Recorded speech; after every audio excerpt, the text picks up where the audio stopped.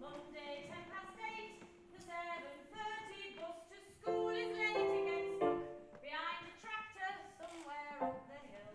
Oh, the school bus! Tim called me up, and obviously we've known each other for years and years, since I was 15, so 10 years now we've known each other.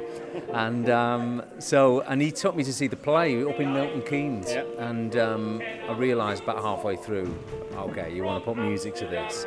And I was so inspired by the story. The story is gorgeous, and it's true. And we've been sat today with the Calendar Girls. I mean, it's amazing. So as a writer, it was just like, oh, great, when are we starting? Very, very few musicals and plays, anything really, deal a story about women, and not middle-aged women either. So that in itself was really interesting. I met the original Calendar Girls back when I did the play, so I'm very conscious that it is a real story about real people and real loss and real tragedy, but with such a positive and hopeful outcome and such an inspirational story. So to keep being able to tell that is quite remarkable.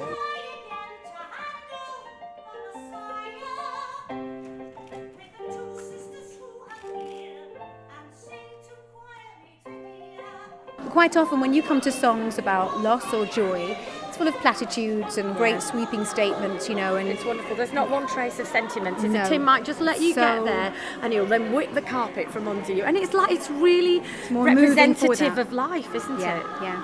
And Yorkshire, they've got, you know, because he is a Yorkshire lad, and you know, both he and Gary, that alchemy that I think has happened between them with these songs. There's a northern element in there that which I think people will recognise, but I think the heart and soul of the piece is a human tale. It's universal. It's not a you know, you wouldn't miss anything just because you weren't from Yorkshire. Well, they're not. In fact, we're not from Yorkshire, but shh.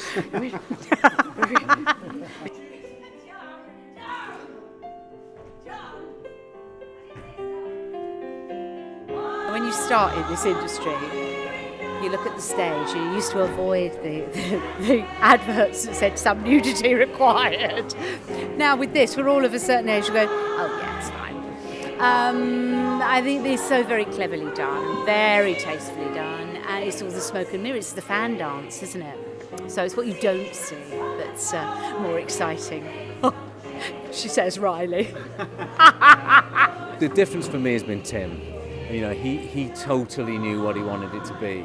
And really helped me find my way through it, which I've enjoyed, because he's really let me approach it like an artist, because he would send me lyrics.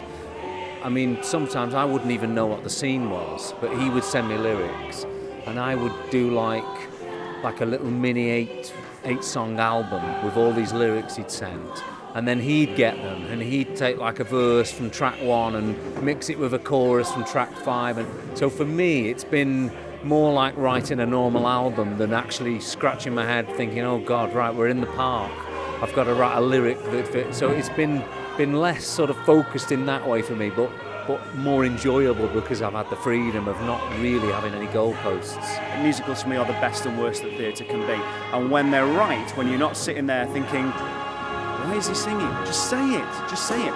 If you can find those stories, then you grab them. It just seemed that there was a chance with this that story was there.